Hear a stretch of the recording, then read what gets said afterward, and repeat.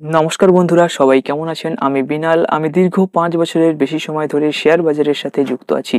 আজকের এই ভিডিওতে আমরা আলোচনা করব আজকের বাজার নিয়ে এবং আমাদের বাজারের পরবর্তী মুভমেন্ট কি হতে পারে সেটাও আজকের এই ভিডিওতে আমরা ইন ডিটেলসে আলোচনা করব।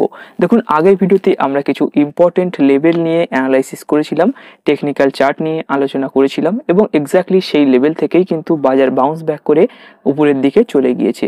আজকের এই ভিডিওতে টেকনিক্যাল চার্ট তো আলোচনা করবই, তার সাথে সাথে কিছু ফান্ডামেন্টাল নিউজ বা রিজনও উঠে আসছে, যেগুলোর কারণে আজকের বাজারের ভিতরে কিন্তু আমরা প্রচণ্ড ভোলাটিলিটি লক্ষ্য করেছি। সেটাও আজকের এই ভিডিওতে আমরা ইন ডিটেলসে আলোচনা করব। তো আসুন দেরি না করে আজকের এই ভিডিওটি আমরা শুরু করি। তো দেখুন, এখানে প্রথম যে রিজনটা উঠে আসছে, যেটার কারণে আমরা আজকে বাজারে খুব বেশি ভোলাটিলিটি লক্ষ্য করেছি, কখনো 100 পয়েন্ট নিচে যেতে দেখেছি, আবার কখনো 100 পয়েন্ট উপরে যেতে দেখেছি মার্কেটকে।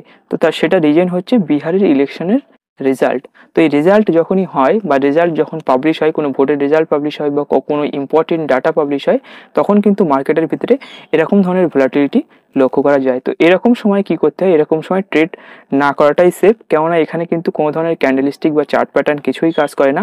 এখানে অ্যাকচুয়ালি ডেটার উপরে ডিপেন্ড করে কিন্তু মার্কেটে এখানে প্রাইসটা মুভমেন্ট করে। তো আমি দেখছিলাম ভোটের রেজাল্টটা। তো দেখুন, যখন বিজেপির দিকে আসন সংখ্যা বৃদ্ধি পাচ্ছে, মানে তারা একটা জোট নিয়ে সরকার করছে বিহারে, তো সেখানে যখন আসন সংখ্যা বৃদ্ধি পাচ্ছে তখন কিন্তু মার্কেটের ভিতরে চূড়ান্ত একটা ভোলাটিলিটি আমরা লক্ষ্য করেছি। দেখুন, খুব ভালো ধরনের একটা ভোলাটিলিটি আমরা লক্ষ্য করছিলাম। যখন তাদের আসন সংখ্যা কখনো কমে আসছে, তখন কিন্তু আবার খুব ভোলাটিলিটি সেখানে বাড়ছে। আমি লাইভ দেখছিলাম, রেজাল্টের সাথে সাথে মার্কেটের রিয়াকশন কি হয় সেটা কিন্তু আমি দেখছিলাম। তো এটার কারণে বেসিক্যালি আজকে মার্কেটে ভালো ধরনের ভোলাটিলিটি আমরা লক্ষ্য করেছি। তো এটা হচ্ছে একটা ফার্স্ট রিজন। সেকেন্ড রিজনটা আসুন দেখে নিই কি আছে। তো সেকেন্ড রিজনটা হচ্ছে এখানে গ্লোবাল মার্কেটকে নিয়ে। তো যদি আপনি এখানে ইউএসের মার্কেটের উপরে নজর রাখেন, তো আপনি এখানে দেখতে পাবেন ইউএসের যে মার্কেট রয়েছে, এখানে ডাউ জোন্স, S&P 500, তো এদের সব যে এখানে ইন্ডেক্স রয়েছে, সমস্ত ইন্ডেক্সই কিন্তু এখানে নেগেটিভে কিন্তু ক্লোজ করেছে। মানে ভালো ধরনের একটা নেগেটিভ মোমেন্টাম কিন্তু এদের বাজারের ভিতরে আবার চলে এসছে। তাছাড়া যদি আপনি এখানে ইউরোপিয়ান মার্কেট দেখেন, সেখানেও কিন্তু আপনি ভালো ধরনের নেগেটিভিটি লক্ষ্য করতে পারবেন এবং এশিয়ান মার্কেটেও কিন্তু সমস্ত দেশের যে ইন্ডেক্স রয়েছে সেখানে কিন্তু ভালো ধরনের নেগেটিভিটি আমরা এখানে লক্ষ্য করেছি। তো যেটার কারণে আমাদের মার্কেটেও কিন্তু একটা প্রেশার কিন্তু আগে থেকেই ছিল।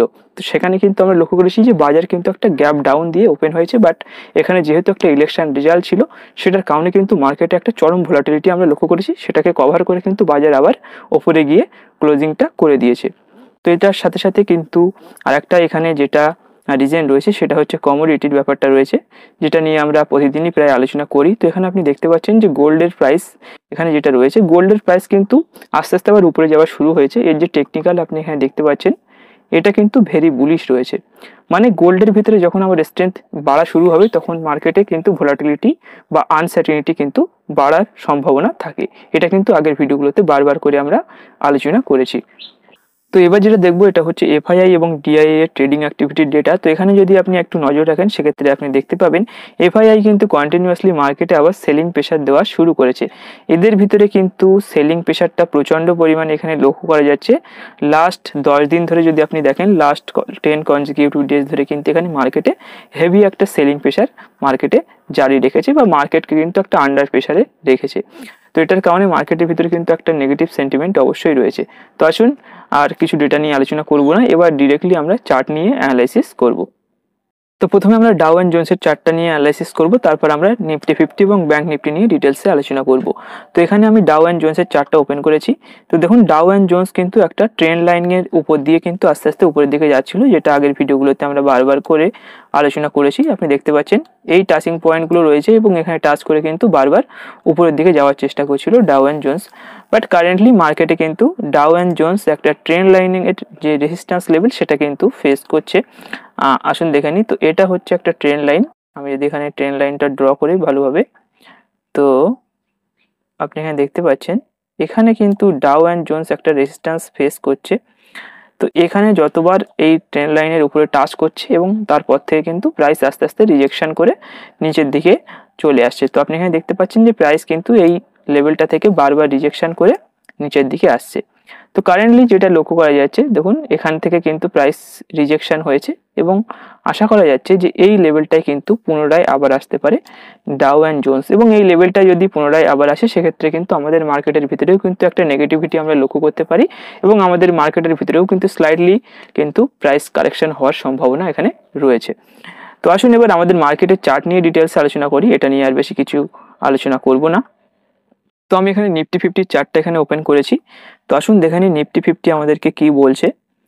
তো নিফটি 50 কিন্তু আজকে যে ওপেনিংটা হয়েছে সেটা কিন্তু অনেক নিচে ওপেনিং হয়েছে। আপনি দেখতে পাচ্ছেন যে ওপেনিংটা কিন্তু এখানে হয়েছে, মানে মার্কেট কিন্তু গ্যাপ ডাউন হয়েছিল বা নিচে এসে 100 পয়েন্ট নিচে থেকে কিন্তু মার্কেট ওপেন হয়েছে এবং আস্তে আস্তে কিন্তু প্রাইসটা উপরের দিকে গিয়েছে। বাট মার্কেটের ভিতরে কিন্তু এখনো পর্যন্ত একটা নেগেটিভিটি রয়েছে। এখানে যদি দেখিয়ে দিই আপনাদের, তো আপনি এখানে বুঝতে পারবেন। তো এখানে প্রথমে আমি 4 আওয়ার্সের ক্যান্ডেলস্টিক যদি সিলেক্ট করি, এখানে 4 আওয়ার্সের ক্যান্ডেলস্টিকটা আমি সিলেক্ট করলাম, এবং এখানে আপনি দেখতে পাচ্ছেন যে এখানে কিন্তু নিফটি 50-র ভিতরে কিন্তু এখানে একটা গ্যাপ রয়েছে। তো মার্কেট এই গ্যাপটাকে ফিল করার জন্য অবশ্যই আসতে পারে, তার আগে মার্কেটের ভিতরে একটা মুভও হতে পারে। দেখুন এখান থেকে মার্কেট কিন্তু এইভাবে রিট্রেস করছে, সেটা এই লেভেলটা কিন্তু ম্যাক্সিমাম মার্কেট টাচ করতে পারে, এবং অ্যাজ পার মাই অ্যানালাইসিস মার্কেট এখান থেকে কিন্তু আস্তে আস্তে ডাউনে আসতে পারে এবং এই লেভেলটাকে ফিল করতে পারে, এবং এই সাপোর্টটাকে টেস্ট করে তারপর কিন্তু আবার মার্কেট উপরে যাওয়ার একটা সম্ভাবনা রয়েছে। আমার মনে হয় না ডিরেক্টলি মার্কেটটাকে ব্রেক করে উপরে চলে যাবে। যদি যায় সেটা ক্যান্ডেলস্টিক আমাদেরকে বলবে, ক্যান্ডেলস্টিকের ভেতরে কতটা পরিমাণে স্ট্রেংথ রয়েছে সেটা দেখলে কিন্তু আমরা অবশ্যই বুঝতে পারবো। বাট এখানে যেটা লক্ষ্য করা যাচ্ছে এটার ভিতরে কিন্তু একটা গ্যাপ রয়েছে। এখানে এই গ্যাপটা ফিল করতে মার্কেট অবশ্যই আসবে, সেহেতু আমরা কিন্তু এই মুহূর্তে নিফটি রিলেটেড যত স্টক রয়েছে এই স্টকের ভিতরে কিন্তু এন্ট্রি করব না। এন্ট্রি আমরা কখন করব? দেখুন আগের ভিডিওতে আমরা অ্যানালাইসিস করেছিলাম, আমরা আলোচনা করেছিলাম, আমরা টেকনিক্যাল অ্যানালাইসিস করেছিলাম, সেখানে বলেছিলাম যে এখানে একটা সাপোর্ট লেভেল রয়েছে এবং আপনি দেখতে পাচ্ছেন যে এক্স্যাক্টলি সেই লেভেলটা থেকেই কিন্তু বাজার বাউন্স ব্যাক করে উপরের দিকে গিয়েছে। তো আমি সবসময় এটাই চাই যে সাপোর্ট লেভেলে ফেলে কিন্তু আমরা বাই করার চেষ্টা করি, এবং সেখানে যখন বাই করব সেটা কিন্তু বাইংটা আমাদের ভালো হবে। যদি আপনি রেজিস্ট্যান্স লেভেলে গিয়ে বাই করেন সেক্ষেত্রে কিন্তু রিস্ক হয়ে যাবে। ব্রেকআউট কনফার্মেশনটা যদি একদম ক্রিস্টাল ক্লিয়ার হয় সেক্ষেত্রে ঠিক আছে, আদারওয়াইজ প্রাইস কিন্তু ফল হওয়ার একটা চূড়ান্ত সম্ভাবনা থাকে যে কোনো রেজিস্ট্যান্স লেভেলে কিন্তু সেলাররা সেখানে হাবি থাকে। তো এখানে লক্ষ্য করা যাচ্ছে যে প্রাইসটা কিন্তু আস্তে আস্তে উপরের দিকে যাচ্ছে, বাট এখানে কাছাকাছি রেজিস্ট্যান্স রয়েছে, সেহেতু আমরা কিন্তু এখানে বাই করব না। আমরা দুটো কন্ডিশনে মার্কেটে বাই করতে পারি। একটা কন্ডিশন এই যে সাপোর্ট লেভেলটা রয়েছে 25,470 যে সাপোর্ট লেভেল রয়েছে, এই সাপোর্ট লেভেলে যদি কোনো পজিটিভ ক্যান্ডেলস্টিক দেখি সেক্ষেত্রে আমরা বাই করতে পারি। আদারওয়াইজ এখানে যে লেভেলটায় মার্কেট ফার্স্ট রিজেকশন হয়েছে, এখানে যে লেভেলটা থেকে প্রাইস রিজেকশন হয়েছে 26,100 যে লেভেল রয়েছে, 26,100 উপরে যদি কোনো বিগ ক্যান্ডেলস্টিক বিগ ভলিউমের সাথে ক্লোজিংটা দেয়, ভালো ধরনের স্ট্রেংথ ক্যান্ডেলের ভিতরে থাকে, সেক্ষেত্রে কিন্তু আমরা ওটার উপরে ব্রেকআউট করতে পারি। আদারওয়াইজ এই মুহূর্তে আমি মার্কেটের ভিতরে কোনো ধরনের এন্ট্রি পজিশন দেখছি না অ্যাজ পার মাই অ্যানালাইসিস। নেক্সট যেটা নিয়ে আলোচনা করব সেটা হচ্ছে ব্যাংক নিফটি। তো আসুন ব্যাংক নিফটি নিয়ে আলোচনা করে নিই। তো আমি এখানে ব্যাংক নিফটির চার্টটা ওপেন করেছি। ব্যাংক নিফটির ভিতরেও কিন্তু ভালো ধরনের একটা বুলিশনেস লক্ষ্য করা যাচ্ছে। আগের ভিডিওতে আমি আপনাদের সাথে অ্যানালাইসিস করেছিলাম, টেকনিক্যাল চার্ট অ্যানালাইসিস করেছিলাম, আপনাদের সাথে শেয়ার করেছিলাম। দেখুন এই লেভেল যেটা রয়েছে না, এটা কিন্তু আমি আগের থেকেই আপনাদের সাথে শেয়ার করেছিলাম, এবং আমি বলেছিলাম এই লেভেলটা থেকে বাউন্স খাওয়ার একটা চূড়ান্ত সম্ভাবনা রয়েছে, এবং এক্স্যাক্টলি সেই লেভেলটা থেকেই কিন্তু বাজার বাউন্স ব্যাক করে উপরের দিকে চলে গিয়েছে, সেটা কিন্তু আপনি এখানে দেখতে পাচ্ছেন। বাট এখন যদি আমাদের ব্যাংক নিফটির ভিতরে বাইং করতে হয় তাহলে আমরা কিভাবে বাইং করব? দেখুন ব্যাংক নিফটি অলরেডি একটা কি রেজিস্ট্যান্স লেভেলে চলে এসছে। এখানে কিন্তু আগে একবার প্রাইস এই লেভেলটা থেকে রিজেকশন করেছে, এখানে কিন্তু বারবার রিজেকশন করেছে। যেহেতু আজকের একটা ইলেকশনের রেজাল্ট ছিল সেটার কারণে কিন্তু বাজারে ভালো ধরনের একটা মোমেন্টাম আমরা লক্ষ্য করেছি, যেহেতু পজিটিভ রেজাল্ট এসছে সেটার কারণে কিন্তু এটা হয়েছে। বাট আমি আপনাদেরকে বলবো না যে এখানে বাই করার জন্য, কারণ এখানে কিন্তু অলরেডি একটা রেজিস্ট্যান্স লেভেল রয়েছে, এখান থেকে কিন্তু প্রাইস রিজেকশন হওয়ার একটা চূড়ান্ত সম্ভাবনা রয়েছে, এবং প্রাইস কিন্তু আবার এই লেভেলটায় টেস্ট করারও একটা সম্ভাবনা রয়েছে। আমরা তাহলে কিভাবে বাইং করবো? দেখুন দুটো কন্ডিশনে বাইং করবো, এখানেও সেম।